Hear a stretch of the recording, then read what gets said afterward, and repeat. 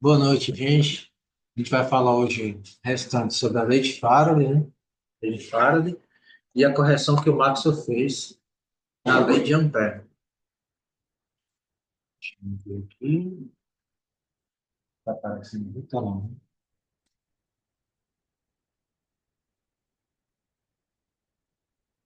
Deixa eu ver como tá a tela aqui no Zoom. Eu consigo ver quando eu estou acima, em modo de apresentação. Ah, beleza, está aparecendo. Já tá lá, né? Já tá aqui. Beleza. Tá para passar de slide. Então, relembrando, né, o Faraday ele fez esses dois experimentos. Né? Um dele foi com um ímã próximo da espira. Então, com isso, concluiu três tópicos. Né? Primeiro, que a corrente só surgia quando tinha um movimento relativo entre a espira e o ímã. Né? O outro, né, tem a ver realmente com a taxa de variação desse movimento. Ou seja, quanto mais rápido, né, quanto mais bruto, né, maior eram as correntes que surgiam na espira. Né? E enfim, o sentido do campo magnético atravessando as espiras circulares, a área transversal. Não importava o sentido da corrente. Por exemplo, quando ele aproximava, né, o norte, está longe da espira circular, e ao aproximar, tinha um sentido da corrente. Ao afastar, a corrente mudava. Certo? E também, se eu aproximar o sul, né, agora também mudava o sentido também da corrente. Então, tem a ver com a direção de sentido do campo magnético, também o número de linhas de campo magnético que estão atravessando essa espira. Eu queria observar. E no segundo experimento dele, agora ele está tentando utilizar, partindo lá duas espiras, né? Uma não está ligada a nenhuma fonte, novamente, né? A outra está ligada a uma fonte de tensão. Nesse experimento, é bem simples. Então, agora, essa espira é chamada de espira primária, né? Que ela vai ser alimentada por uma tensão. Vai passar uma corrente por ela. Né? No momento a chave está desligada, não tem nenhuma corrente. Então, quando ele fechava, ao fechar, surgiu uma corrente transitória, né? Só naquele instante, no momento de fechar a chave. Surgia a corrente, ela automaticamente zerava a próxima. E e se mantinha a corrente, né, claro, desse circuito aqui. E, novamente, ao desligar, também surgiu uma outra corrente no sentido oposto. Então, o que acontece quando a gente liga essa corrente? Essa corrente, aqui na espira da primária, ela vai produzir um campo magnético que atravessa a espira secundária desse campo magnético. Observe que as duas não estão em contato elétrico. Não há contato elétrico. Não há fuga, né, dessa corrente da espira primária para a secundária. Isso aqui não há contato elétrico. Simplesmente ocorre porque eu estou variando o quê? O campo magnético normalmente que atravessa a espira secundária. Então, isso, na verdade, o número de linhas de campo magnético que atravessa, a variação tem que ser uma variação temporal, uma derivada. Então, desses dois experimentos, ele concluiu vários enunciados, né, e também uma ocupação. Primeira coisa, né, pessoal? Então, vai surgir essa força, né, eletromotriz toda vez que eu tiver, né, uma variação do número de linhas de campo magnético, variação temporal, do número de linhas de campo magnético que atravessa a espira. Tá? Variando de um jeito no tempo, porque claro que se você olhar a geometria aqui, se você olhar a geometria, elas variam no espaço, né? Você, por exemplo, do ímã aqui, né? Tem uma variação, se você olhar aqui, né? Mesmo tudo estático, você olhar, tem uma variação na direção e sentido do campo magnético, espacialmente falando, né? Não é uniforme. Direção e sentido do vetor, o campo magnético está vindo dentro dessa área. E eu, além de dizer que tem que variar no tempo. de alguma forma.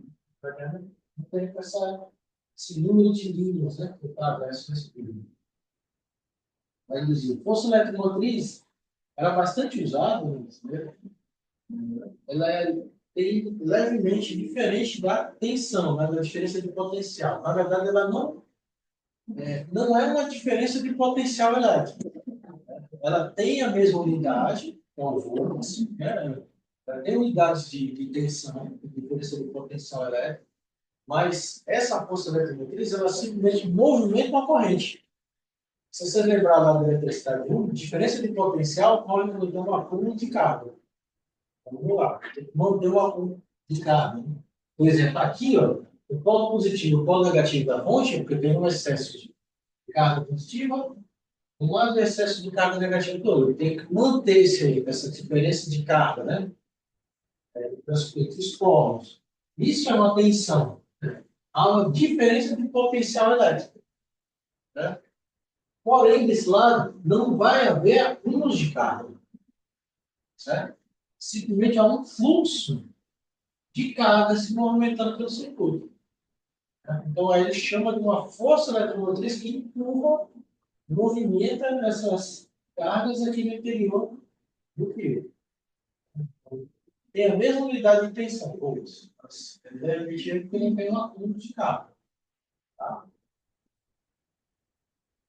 Esse módulo dessa força eletromotriz ela vai ser igual, para quantificar, né, a taxa de variação do fluxo magnético que atravessa. Porque o fluxo magnético vai ser a grandeza que quantifica o número de linhas de campo magnético que atravessa a área da espira. Né? Então, o fluxo, esse aqui é a forma mais geral possível, é o fluxo magnético. Certo? É um produto do B com vetor diário. Né? Então, você tem um. Aparece, aparece. Lá me inspira, né? Presa no ciclo fechado, no máximo que eu tenho aqui é um perímetro para medir o fluxo de carga, né?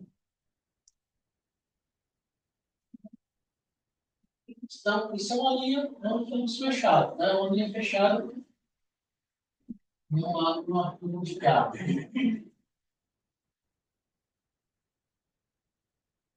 Esse fluxo aí vai ter o quê? Determina um vetor de área que dá me inspira, né? Discretiza, né, a área da minha inspira aqui, dados elementos infinitesimais da área, dA, né? E eu defino esse vetor de área, que é um vetor normal a que eu me inspiro, é o vetor dA, certo? Ele tem um módulo desse elemento, né? Tem um módulo desse elemento de área, ele aponta para fora, normal, a superfície, certo? Esse é o vetor de dA. Então, para saber o número de linhas, né? Dessa área, né? Consegue quantificar e ele fazendo um produto escalar do vetor B que atravessa, né? Então, o B está para todo lado aqui, né? Atravessando essa região toda, né? Você faz esse produto escalar entre B e BA. Você tem uma forma de quantificar o número de linhas aí nessa área. Eu vejo que se eu tiver o maior número de linhas, né? Ou seja, um campo mais intenso nessa área, né? Esse fluxo vai ser maior. Né? Isso aumenta, né, o espaçamento das linhas de campo, o espaçamento, você aumenta o número de linhas dentro da certa área, isso maior. Então, ele observou e formulou a partir desse dado. Se eu tiver um campo magnético homogêneo na área toda, né, ou seja, ele não muda na direção, sentido e modo, né, esse BDA é um produto escalar, né, então ele vai ter um B cosseno θ, né, dA, certo?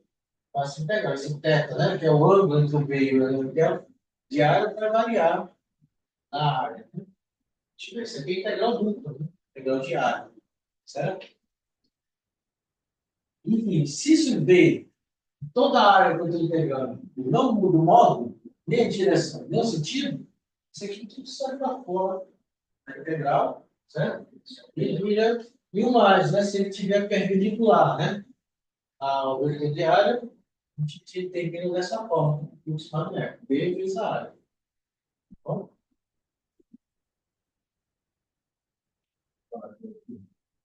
Isso aí, e aí, a partir desse fluxo, ele formulou a lei dele. Claro, né? Essa força eletromotriz, estragando claro, ela vai ser menos a taxa de variação do fluxo magnético.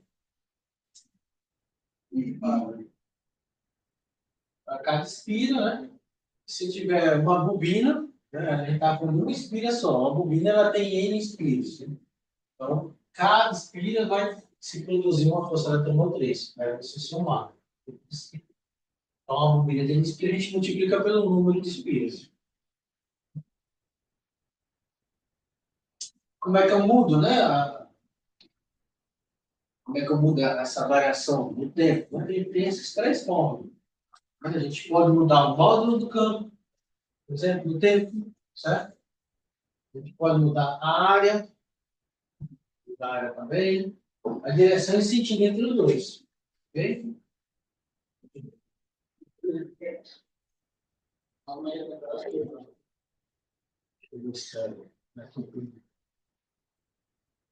Lei de Lenz, né? Estou dando uma passada aqui para ver se está.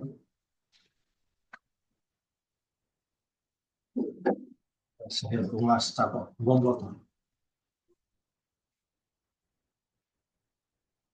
Bem, a lei de Lenz, a gente até comenta a lei de Faraday-Lenz, na verdade. A lei de Lenz ela vem a complementar. Né? A gente está falando, percebendo que ele está falando sobre a força eletromotriz, né?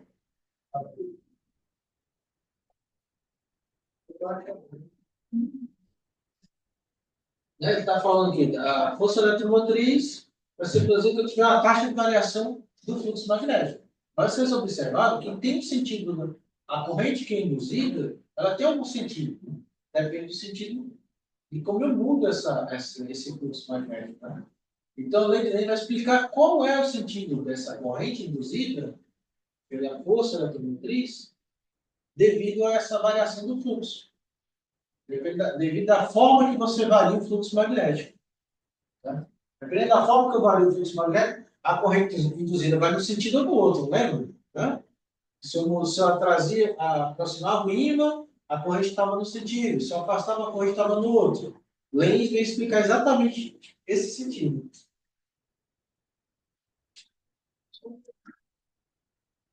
Ele veio a complementar, né? Então, o que, que ele diz? Aqui, você tem que reformular essa parte aqui, na verdade. Ele vai dizer que a corrente induzida, né, exatamente o mesmo experimento de Faraday, certo? Eu vou pegar o ímã e vou aproximar de uma espira. Vou afastar, né? Vou botar um canudo no ímã e uma espira. E vai se produzir a corrente. Né? Vai se produzir uma força eletromotriz que vai movimentar de forma ordenada essas cargas no interior do condutor. Mas qual é o sentido dessa corrente? Então, o que, que ele vai dizer? Né, que essa corrente induzida, devido ao movimento do ímã, né, devido à variação do fluxo magnético, ela tem um sentido tal que o campo magnético produzido pela corrente induzida, né, a gente chama de BI aqui, ó, esse campo vai conhecer o BI, é o campo magnético induzido pela corrente induzida. Né? Porque se eu tenho corrente induzida aqui nessa espira, ela vai produzir um campo magnético também. Certo? Aí ele vai dizer que se opõe, não é se opõe ao campo magnético, que induz essa corrente, né? Ou seja, não vai se opor necessariamente ao campo magnético do ímã. Né? campo magnético, a variação do campo magnético do ímã é que produziu a corrente induzida e essa corrente induzida, por sua vez, produziu um campo induzido. E necessariamente ele não vai estar sempre em sentido oposto. Não está explícito aqui. Ele vai se opor à variação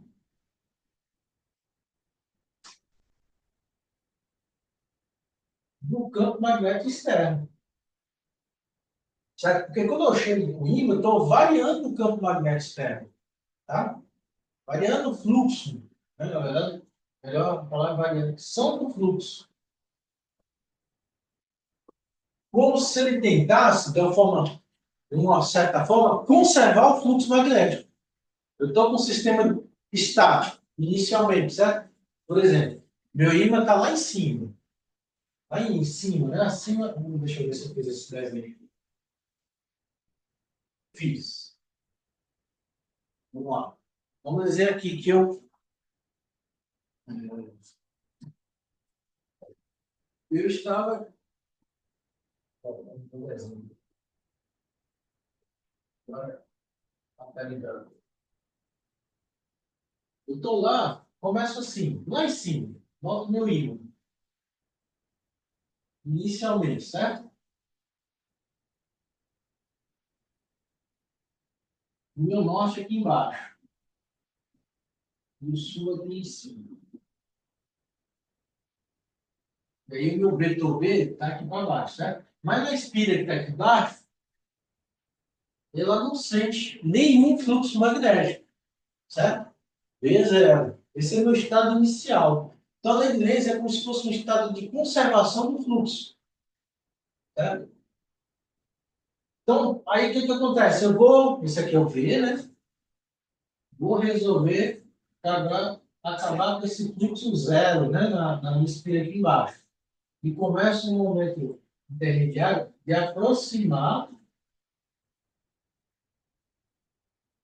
meu ímã para minha espira.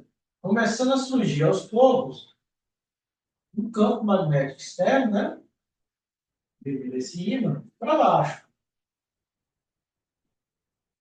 Vamos botar aqui o vetor velocidade. Do ímã. Estou vindo com uma certa velocidade, não estou parado agora, tá? Tem uma certa velocidade para baixo. Aqui V igual a zero. O estático. V igual a zero, não tem movimento do ímã, não tem nada, então a corrente induzida, zero. Certo? Nesse instante aqui, tem corrente zero. Ok? Ao manter um movimento descendente aqui do ímã, né, começa a aparecer ó, um B para baixo. Um B externo, né? Para baixo. Aos poucos, né? Uma B externa aqui, para não confundir. É o B do ímã. Ele começa a produzir um certo campo para baixo. Aí você olha o estado inicial, anterior. Não tinha B para baixo, né? Então, a corrente induzida, certo? Vai se opor a essa variação do campo para voltar o quê? A ter um campo nulo no centro dela. Entendeu? Ela vai se opor a essa variação do campo magnético. Então, ela vai rodar aqui, girar, de forma a produzir um campo para onde? Para anular esse acréscimo de campo. Para cima, exatamente. Então, eu já sei que se tem um acréscimo de campo para baixo, a corrente aqui vai induzir um campo para cima. Vai induzir o campo para cima. Entendeu? Então, aí a gente usa a lei de Biot-Savart. Onde é que está essa corrente induzida? Usando aí a lei de Biot-Savart. É lá a lei de Biot-Savart? A gente botava a corrente no polegar direito, circulando, né? E a mãozinha determinava o sentido do campo. Arrodeava, né, a corrente. Pode arriscar. Mas é a corrente, né? Para onde é que é o sentido da corrente? Cara, a corrente ela só vai no horário e anti-horário, né? Aqui, né? A corrente induzida, né? Vai induzir esse campo aqui. Esse meio. Não tem horários. Isso.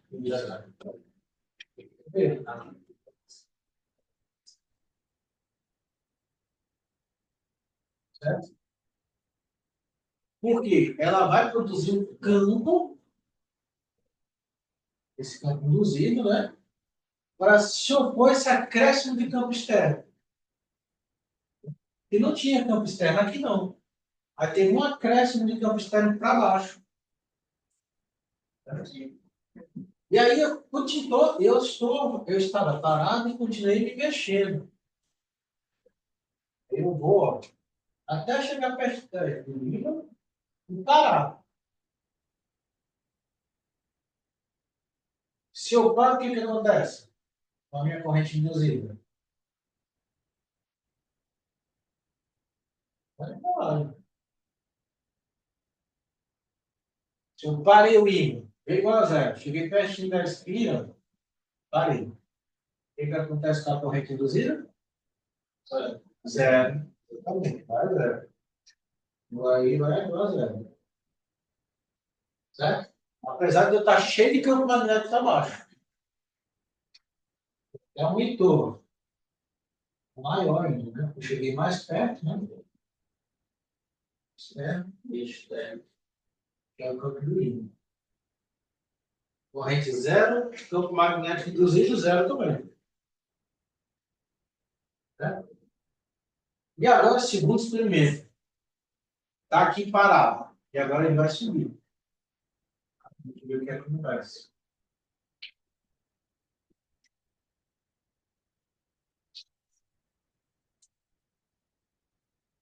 Vai o vetor velocidade agora vai estar para cima, né? Sim. Mantendo os mesmos polos, tá? Norte, sul, tudo do mesmo jeito. Agora o vetor velocidade está aqui para cima.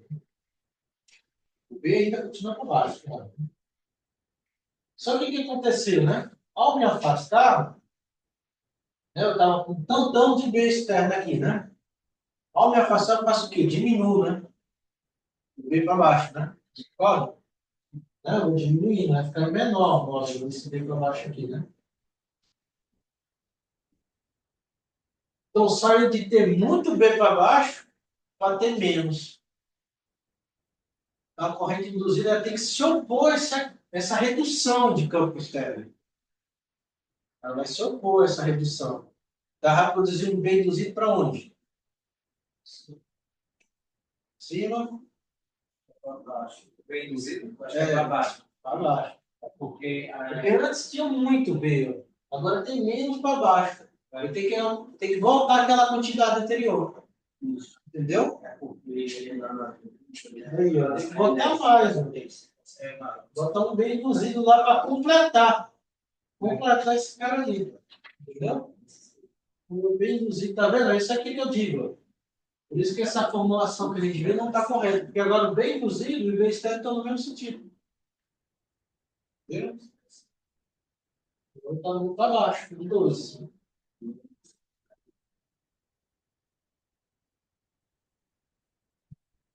Então, a corrente que vai girar aqui vai ter que produzir um B induzido para baixo.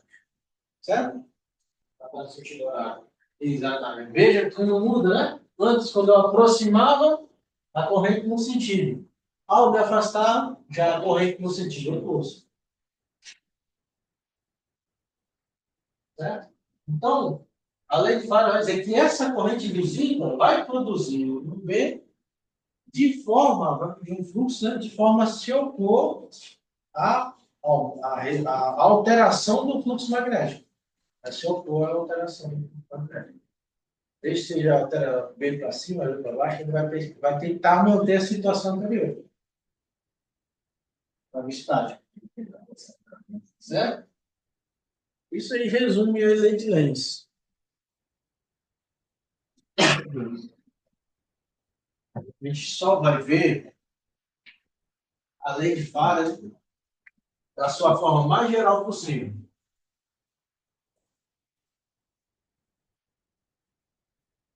A gente está falando do quê? De fluxo magnético, né?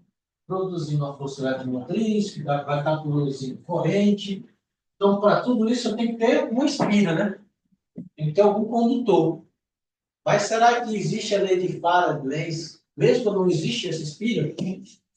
Mesmo quando não tem nenhum condutor ao redor? É isso que a gente vai ver que sim.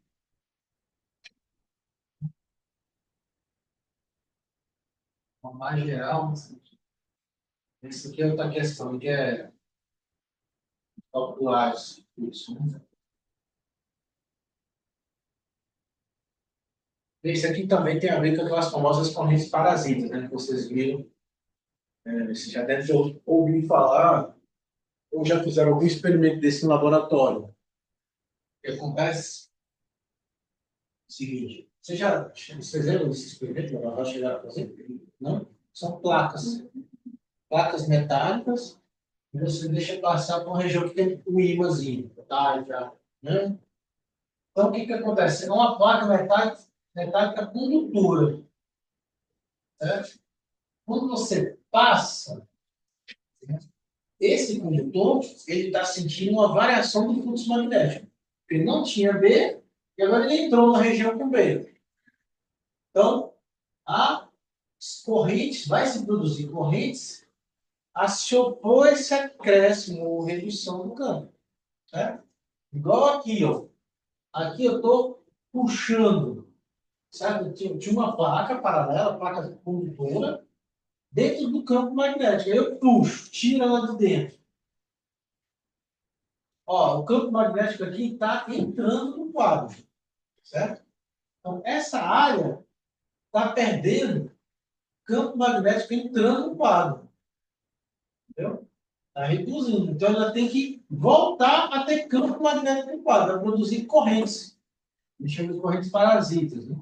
Entendeu? Ó, o sentido é exatamente esse. Ó. Porque, ó, se a gente tivesse correntes parasitas nesse sentido, qual é o sentido do campo magnético? Entrando. Isso, entrando, né? Então, sim, tá. Né?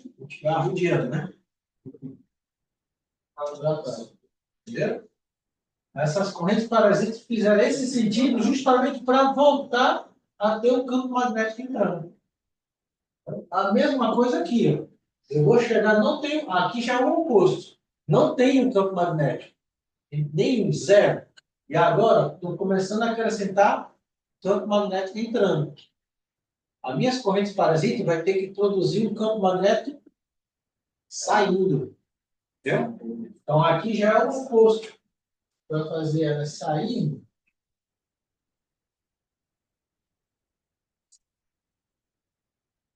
isso. Pode girar nesse sentido. As correntes, né? Parasitas. Daí, ó, ela está saindo aqui, ó. A volta e anular esse acréscimo de campo magnético entrando. Ok?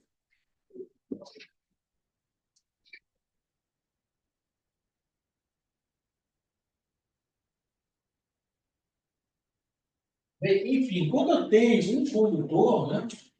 Quando eu tenho um condutor, a gente vê que surgem essas forças eletromotrizes que movimentam corrente. Né?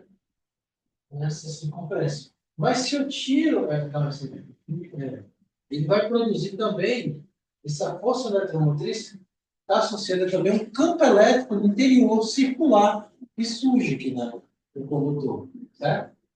E esse campo elétrico, eu posso remover o condutor, mesmo que eu crie, sem o condutor, mesmo sem o condutor, quando eu tiver uma variação do fluxo magnético em alguma região, esse campo elétrico vai surgir também no espaço. Vocês conseguem entender isso? Entendeu? Porque aqui tem um condutor, beleza, a gente já viu, né? Vai ter uma força eletromotriz. Se eu ficar criando uma variação, né, temporal, né, assim, vamos dizer, um seno, mudando continuamente, né? A direção e sentido do campo magnético, eu vou criar também uma força eletromotriz que também vai variar no tempo. num sentido e no outro. Concorda? Né? Tipo, igual o balanço da placa aqui, sempre estiver balançando.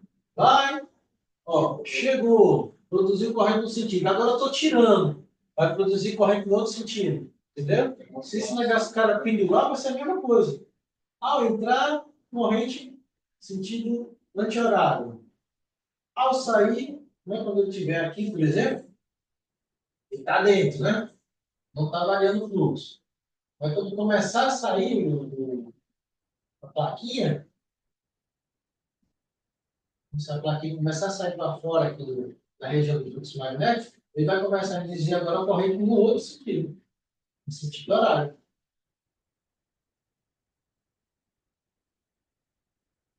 Entendeu? Ao entrar, balançando, está corrente no sentido. Aí tem um monte de fluxo, não está variando o fluxo, não, né? Aí, ao sair, estou reduzindo o campo. Aí eu vou ter que acrescentar aquele campo. Estou reduzindo o campo para dentro, né? Agora tem que acrescentar campo para dentro. Cria uma corrente que está variando, né, no tempo, né? Ele pode pendular, fica pendulando lá, e essa corrente fica mudando de sentido. E o campo elétrico também fica mudando de sentido, certo? E o campo magnético, por consequência, também fica mudando de sentido. O campo magnético induzido. E o campo magnético induzido por essa corrente vai estar saindo, né, do quadro, e essa daqui já vai estar entrando. Entendeu? Então vai subir, descer, e o campo elétrico também vai estar subindo e descendo. Iniciar a indução. Certo?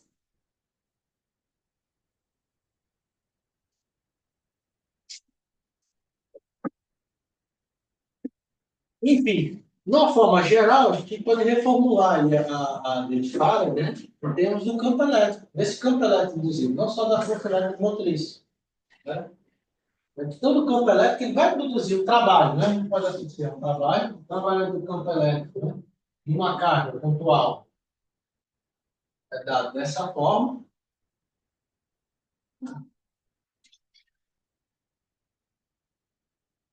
E aí a gente pode reescrever trabalho também como uma força, né?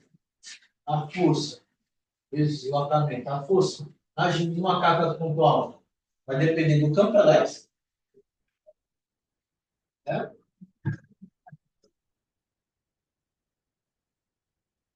A gente vê que esse trabalho que tem a ver com a força eletromotriz, né?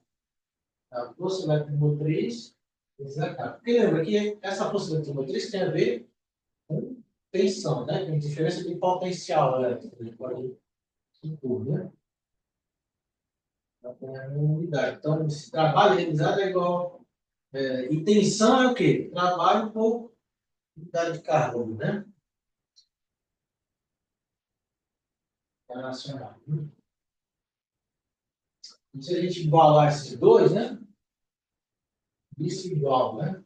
O resultado do trabalho sobre uma carga menor, E zero, o campo elétrico, os dois PR, né? Corta desses dois, né? Chega nessa força eletromotriz que está ali escrito, né? Que é 2πr vezes o campo elétrico, né? Mas isso nada mais é, né, do que o cálculo, né, dessa integral, exatamente dessa integral. Considerando que é um campo elétrico ali circular, que é justamente o campo elétrico circular que é produzido, né, pela lei de Faraday. Se vocês lembrarem, quando vocês viram lá, tensão, não, tensão é justamente uma posição inicial, né, a uma posição final, do teu campo elétrico e esse deslocamento, né? Né? Diferença de potencial é chegar aqui. Se a gente deixar a posição inicial e a final igual, isso aqui estava zero. Aqui, no caso, não. Certo? No caso, não. Eu tenho um campo elétrico circular. Né? O que não acontecia no caso quando eu tenho acúmulos de carga. Quando eu tenho acúmulos de carga, principalmente eu consigo produzir uma distribuição de campo elétrico circular. né, que se fecha.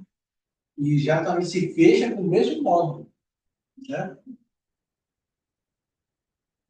Então, se eu pegar e igualar e trazer de volta, né, a lei de Faraday, a gente tem a forma das últimas equações de Maxwell que conheci. Quer dizer, as equações de Maxwell antes de Maxwell, né? A equação da eletricidade e do magnetismo. Então, resumindo, né? E veja que eu estou associando a um camarada que é chamado de circulação do campo elétrico. Tá? Então, a gente tem, para a gente analisar um campo vetorial, a gente tem que calcular a circulação e o fluxo. Né? Então, o fluxo, né? Vocês viram, uma das primeiras que vocês viram foi a lei de Gauss, que é o fluxo por uma superfície fechada, né? Que era aquela gaussiana, e já que o fluxo no campo elétrico por essa superfície fechada era o quê? Era a carga total, né, envolvida pela gaussiana, dividido pela permissividade elétrica do meio. Né? A gente vamos falar do VAR. Essa aqui foi uma das primeiras que vocês viram. Primeiras equações que vai fazer parte do cânone, né? Do cânone do eletromagnetismo, né? Chamada lei de Gauss. Dá para ver isso? Escrever?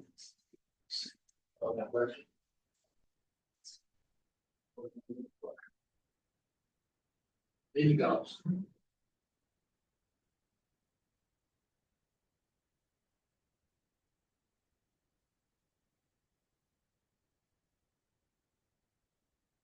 Das segundas leis que vocês viram, né? Foi aqui comigo. É a lei de Ampère, né? E agora vai estar a ver com o fluxo, a circulação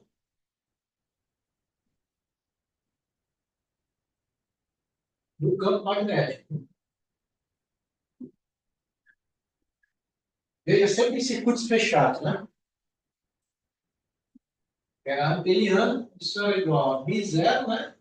Vezes a corrente envolvida pela amperiana. Essa aqui é a lei de Ampère. Porque tem ali no fluxo a carga envolvida também. Pois é. Então, aí vamos criar uma lei de fluxo para o campo magnético, certo? É uma lei de Gauss no magnetismo, né? Não tem um nome específico, certo? Então, o fluxo, superfície fechada do campo magnético, vai ser zero. Isso evidencia, né, que eu tenho um fluxo que se fecha. Porque justamente as linhas de campo magnético, ele não tem nunca um polo norte separado do sul, por exemplo, com as cargas pontuais magnéticas. Mas o campo elétrico tem. Eu posso ter uma carga no interior separada de outra. No campo magnético sempre vão ter uma estrutura de dois polos, de polo magnético, certo? Então sempre vai ser zero esse fluxo. Tá? O tanto que entra é o tanto que sai. Se você imaginar a estrutura de linhas, né, que se fecha de polo, né? Sai um tanto de um lado, a superfície fechada, depois do outro mesmo tanto entra. Eu vou calcular esse fluxo vai ser zero líquido, né? Toda a área, certo? E a última equação é a lei de Faraday, é isso. Tem a ver agora com a circulação do campo elétrico. Esse termo, né, tem a ver com é chamado de circulação, que a gente é feito num circuito, né, o cálculo é feito num circuito, uma linha, né, fechada, certo? Essa integral, por isso que chama. E é sempre o quê? A componente desse é na trajetória, na linha, né, desse circuito, certo? Então, chama isso aqui de circulação do campo. Isso vai ser menos dφ do campo magnético. Lei de Faraday.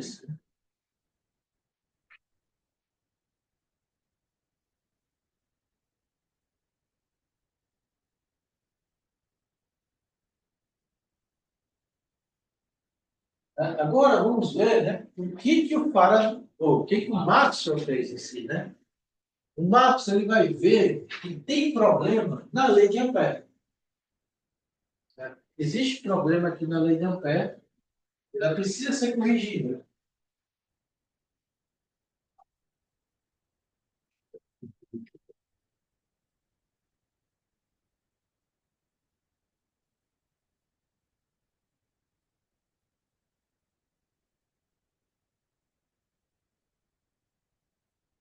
Então, na verdade, assim, o Maxwell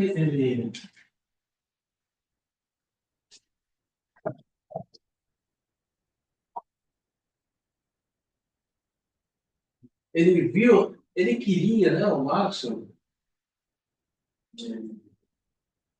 tem uma ideia de fluido, né? Fluido era uma. Na verdade, na época, se falava muito desse fluido que permeia tudo, né? E era o que é o éter, né? E se imaginava que a luz, né, estava nesse meio, que era o éter, certo? Porque toda onda, né, tinha uma questão: a luz é uma onda ou é uma partícula, né? Isso era uma questão que era bastante forte na época do Maxwell. Depois descobriu que era as duas, né? O Newton, né, na época do Newton, ele já imaginava que ela tinha alguma. Ele fez toda uma teoria corpuscular da luz, imaginava que a luz tinha alguma massa, a partícula de massa. O, se o nome dele, né, das partes da fenda, né? Broncho, falava lá, já fez experimentos mostrando o processo de difração da luz, né, que é quando a onda, uma onda, quando ela muda de direção, ela difrata, né? O Compton foi com o elétron. Ah, com o elétron. É. Mas esse é o ion dele, que era a experimentação da dupla. O ion, a fenda dupla, né, ele mostrou, não em mundos, no infinito, que a luz ela difratava, igual uma onda. Ela podia bater e até o atravessar. Porque assim, na prática, você está aqui, né? Você vê sua sombra. Mano, a luz não está tão forte, mas assim, eu como obstáculo, ela não difrata, eu crio uma barreira como se fosse partículas, né? Eu crio uma sombra perfeita com a minha forma. Certo? Ou seja, como se fosse um feixe, né, de partículas que eu bloqueio. Se fosse uma onda, o que que ela faz? Ela podia, né, difratar, né, e até aparecer ali atrás de mim com franjas de difração que chamamos, né, que são padrões de interferência construtiva e destrutiva, né, da luz. Só que os comprimentos de onda da luz são bem pequenininhos. Aí eles começaram a fazer experimentos com pequenos furos, bem pequenininhos, né, que são as fendas, né? Pascoal, né, também, que era matemática, ele também fez todo de matemática, esse experimento de onda. Né? E tinha essa disputa toda, e tinha essa questão parte desse meio, né, que é o éter, que queria ter uma característica fluida, e tinha essa equação de Navier-Stokes na época. Eu vou só mostrar aqui para vocês, né?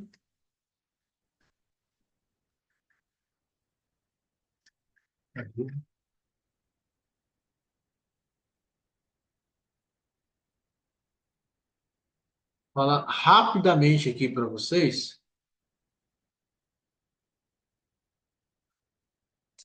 as teorias aí do cálculo vetorial. Cadê você? Cadê você? Não, não é isso não. Isso é o que está. Essa é a apresentação. Cadê? Isso.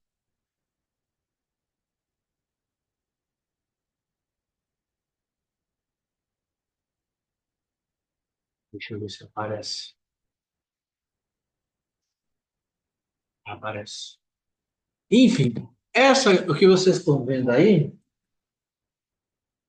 é a famosa forma diferencial das equações de Maxwell, né? Se vocês olharem no grupo, né? No grupo é exatamente, ela é equivalente a isso aqui. Feito as alterações. Ela chama esses símbolos, né? Que é o návoa, é um símbolo diferencial, um operador diferencial, né? Vamos dizer assim, seria equivalente às derivadas lá do cálculo 1, certo? Lá do cálculo 1 seria derivada, a forma diferencial, e essa aqui é a forma integral das equações de Marx, né? Gradiente não, né? Tem o divergente e o rotacional, que eu vou comentar aqui com vocês. Por ambos, né? Tá, rapidamente aqui, o que é cada um desses. Mas só para vocês entenderem. O divergente, né? Ele é a densidade de fluxo, um certo ponto, né? Ele me dá a densidade de fluxo desse campo lá, um certo ponto, certo? Então, por isso que ele vai estar relacionado aqui, ó, com o fluxo, né? Já o rotacional, tá? Tem a ver com a densidade de circulação em torno de um certo ponto. Então, existem teoremas, né, da divergência, de Stokes, né, que relacionam essas integrais, os fluxos, com os rotacionais. Tá? Mas aí vocês só queria mostrar. Tá? Falar, eu queria mostrar esse experimento. Né? É o famoso experimento aí com capacitor. Né? O Marx ele tinha duas motivações. Uma é o éter. Né? Ele queria dar um caráter fluido para a eletricidade e o magnetismo. Né? E um fluido de alguma forma. Então, ele ia colocar uma equação que é chamada essa equação,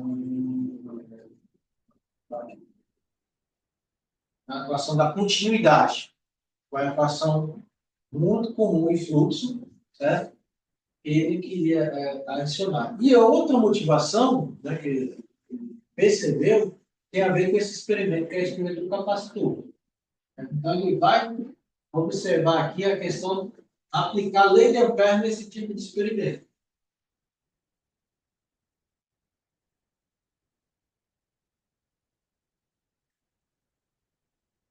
Então, lei de Ampère, certo? Lembra lá, a gente faz amperiano, certo? Faz um amperiano fácil, né, de resolver lá. E aí eu tenho um capacitor, né, inicialmente, certo? Quando ele está aqui desligado, não vai ter uma corrente, né? Vamos dizer que o capacitor esteja totalmente descarregado, duas placas, certo?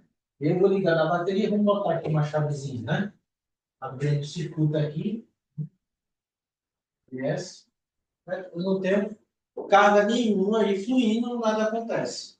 Porém, lembra, né? Eu botei na bateria, tem acúmulos de carga aqui, nessas pontas, né, dos terminais da bateria, certo? Excesso de carga positiva, excesso de carga negativa. Quando eu ligo a chave, naturalmente, né, esse campo elétrico que promove um movimento ordenado de carga, certo? Né? Porque, olha só, eu estou ali, né, ao conectar com essas placas aqui, tudo aqui é condutor, né?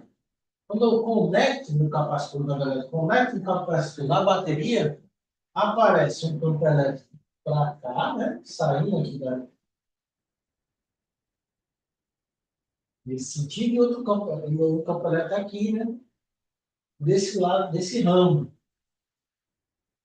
certo? E esse campo elétrico está em todo o condutor, na placa, né? A placa sente, o fio que é condutor sente esse campo elétrico, e todos os elétrons de condução sentem esse campo elétrico. Então, o que acontece? Eles vão se movimentar. Né? Lembra lá? Se tem campo elétrico, vai ter a força agindo, que é a força igual a E, né? Certo? Sobre as cargas condutoras. certo? Aquelas cargas que podem se movimentar, né? Dentro do condutor, né? Então, essas cargas, por exemplo, desse lado, né, que são os elétrons, né, que são os elétrons dentro da condução, ele vai se movimentar no sentido oposto né, ele vai sentir uma força no sentido oposto do campo elétrico, né? Então, a força aqui para cima. Porém, a gente convencionou em teoria de circuito, né? A gente convencionou que a corrente convencional ela vai no sentido do campo elétrico, certo? Essa corrente convencional aqui, né, ela não é o movimento das cargas, né? Ela está no sentido do campo elétrico. Porque as cargas aqui, os elétrons vão indo para onde? Vão para cá. Ó. Vou criar excesso de carga negativa aqui, nessa placa aqui, desse lado, certo? Quando os elétrons desse lado aqui, ó, estão vindo para onde? Para aqui. Os elétrons estão indo para cá, certo? E aí vai criar a falta de elétrons do outro lado, surgindo essa corrente. Tem até um certo momento, né, que o capacitor tem uma capacitância, tem uma quantidade possível de acumular esse excesso de carga, né? O capacitor tem uma certa capacitância, que é quanto de carga ele armazena com uma certa tensão, né, que eu coloco nele, certo? Ele não isso não vai infinito, né? Essa corrente vai surgir, vai aumentando e estagna. Aí para, tá? Não tem esse acúmulo de carga. Muito bem, então ele foi, o Max, né, aplicar a lei de Ampère para essa dinâmica, tá? Se eu passar a amperiana aqui, eu vou ter uma corrente envolvida aqui, ó, saindo aqui para fora, né? Tá? Surgir. E aí eu vejo, né, que ah, calculo, né, vai ter um B aqui, né? A circulação vai ter um B produzido, né? Para cá, ao redor do fio, né? Um B devido a essa corrente, né, que surgiu da carga do capacitor, de carregar o capacitor, vai ser B, BS, vai ser μ0 a corrente envolvida. Até aí, beleza. Só que uma coisa que a lei de Ampère ela é mais geral do que isso. Essa área ela não precisa estar restrita no plano da espira, certo? Eu não preciso estar espira. Eu posso inflar essa área que está aqui no plano da espira. Posso inflar. Igual um bichinho de balão. Desde que eu mantenha a mesma amperiana. Certo?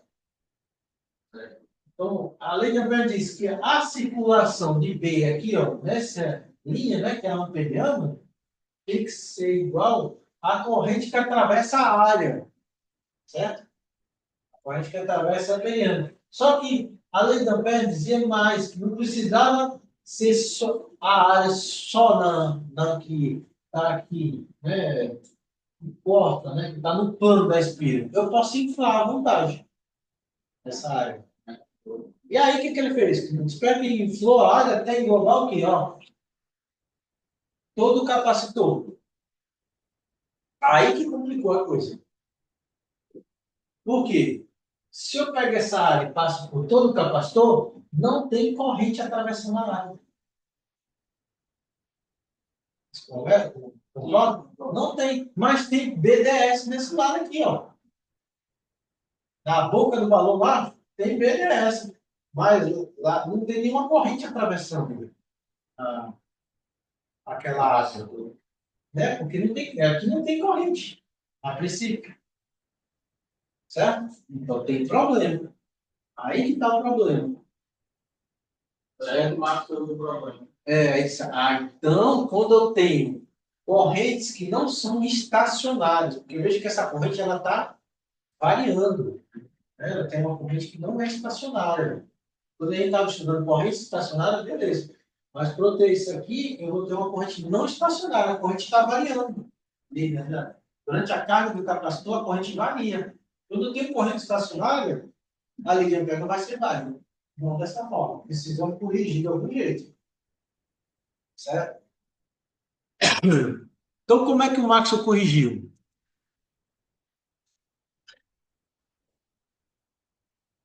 Aí, eu tenho aqui a lá, né?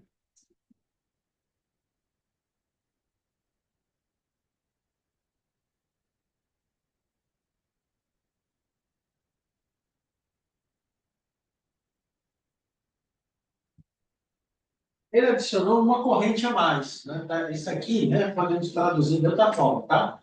Ele fez o quê? A circulação.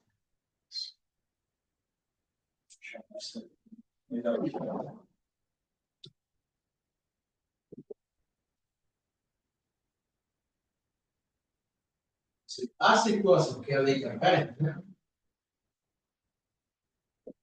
Que vai ter a corrente estática, né, normal, zero. Eu tenho que acrescentar uma corrente a mais aqui, que eles chamam de corrente de deslocamento.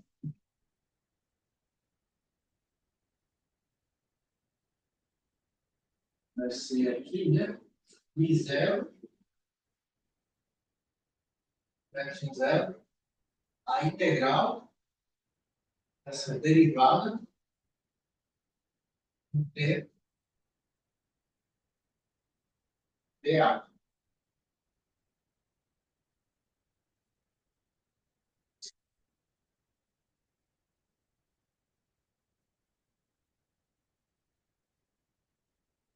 Eita, professor, chegou isso aí do nada, né? O cara lá atacou isso aí de todo jeito, né? Vou botar isso aqui a mais, ó, dá certinho.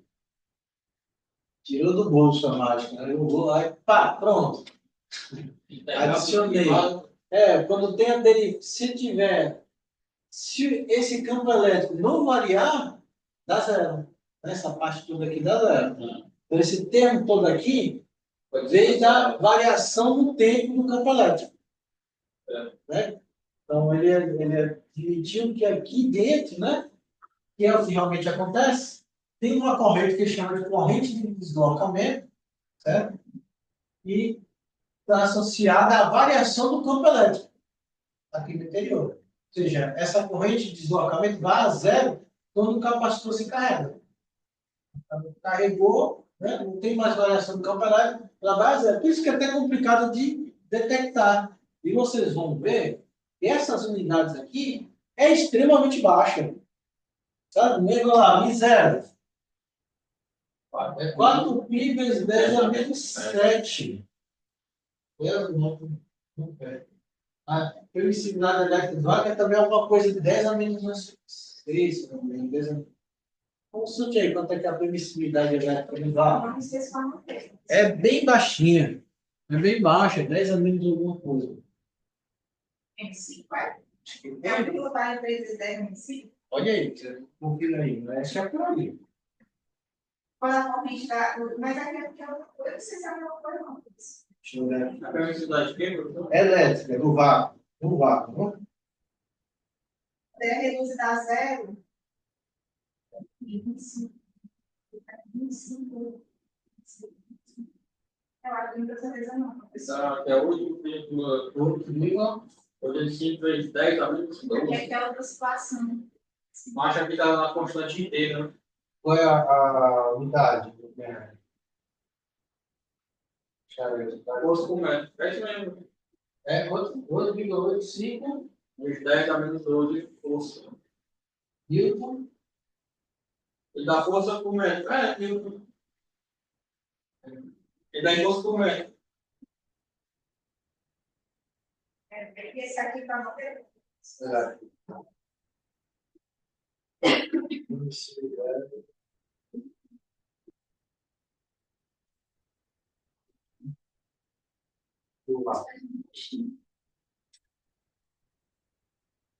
Tá aqui. Deixa eu ver. Vai sair, 10 a menos 12. Né? Aqui é C ao quadrado de. Não, isso é. O Newton vezes metro ao quadrado. Gosto desse. São unidades. Que é curva ao quadrado. Isso.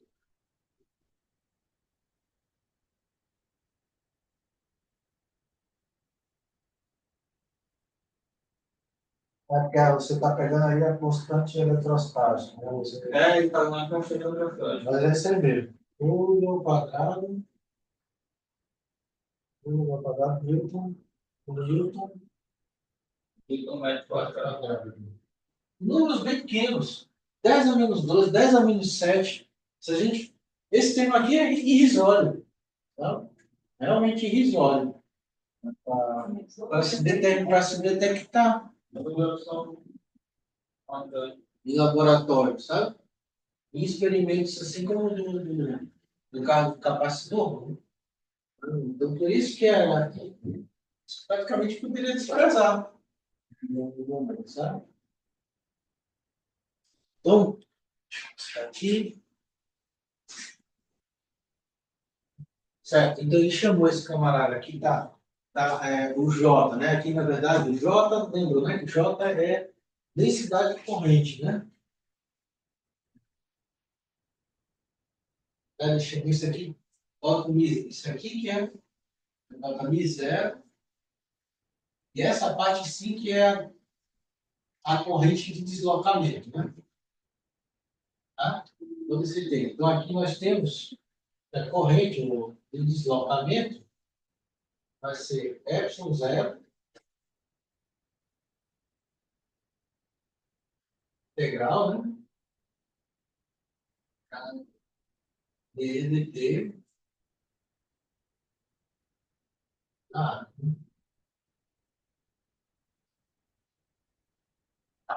eu posso escrever em termos da densidade, mas como ele está aqui no slide, né? Também. Basta dizer que lembrar que densidade, né? Que essa corrente, né? Desse lado é igual a também a integral do J, né? dA.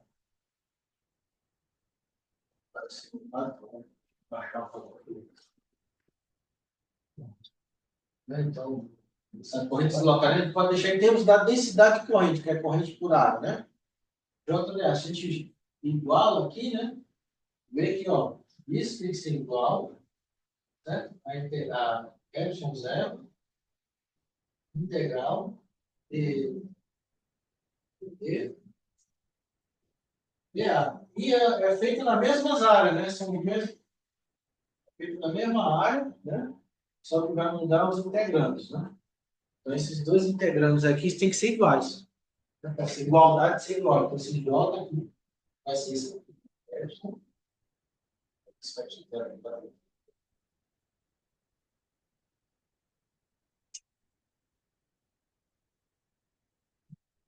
Integrantes têm que ser iguais. Duas integrais sendo na mesmos limites, né, de integração sendo feita, então e são iguais, né? Seus integrantes têm que ser iguais. Aí chega nessa relaçãozinha aqui, né? A densidade de corrente de deslocamento. Né? Ele acrescentou essa densidade. Primeiro, para fazer essa correção, né, e a gente vai ver que ganha também aqui.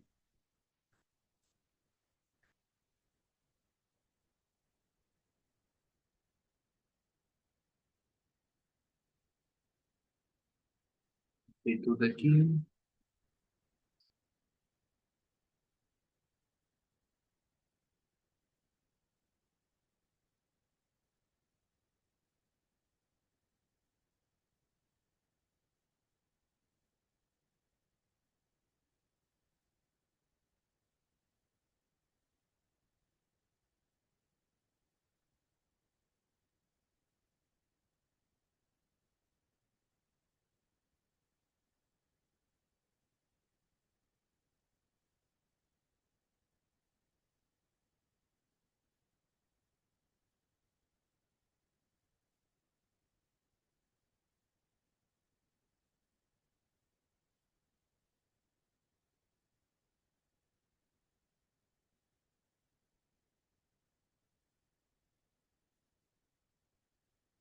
Essa parte aqui eu vou ter que explicar, vou precisar dos teoremas, né, para vocês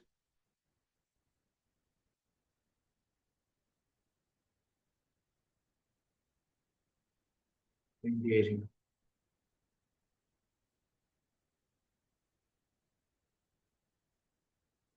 Tá, né?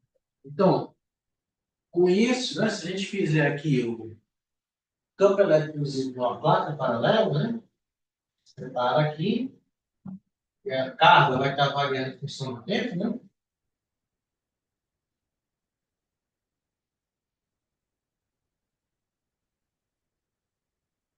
Basta a gente derivar, ó, né? Então, vou saber o valor. Tem essa corrente, deslocamento de deriva. Esse, fica aqui, a derivada, né? A única coisa que está variando no tempo é a carga, né? O capacitor, a área mesmo, né? Certo? Aplica a derivada, a gente vê, ó, essa corrente tem que estar funcionando, essa corrente aqui, certo? E com esse valor. Ele é um valor bem pequeno, né? Isso aqui é a correção que o Matson fez, né? De Ampere, fazendo. Estou essa nova lei chamada de Ampere Matson. Tá? Na verdade, assim, tem mais uma motivação para ele ter feito essa correção, né? Ela fica mais claro com a famosa equação da continuidade. Tá? E aí, não tem jeito de falar da equação da continuidade sem a gente falar em falar. Se eu consigo fechar essa apresentação. Opa. Sem falar de cálculo, cálculo vetorial. Vou dar uma pausa aqui, né? Só de alguns segundos, só para poder continuar, só dá para gravar 40 minutos. Eu acho que já até parou já. E aí começa de novo.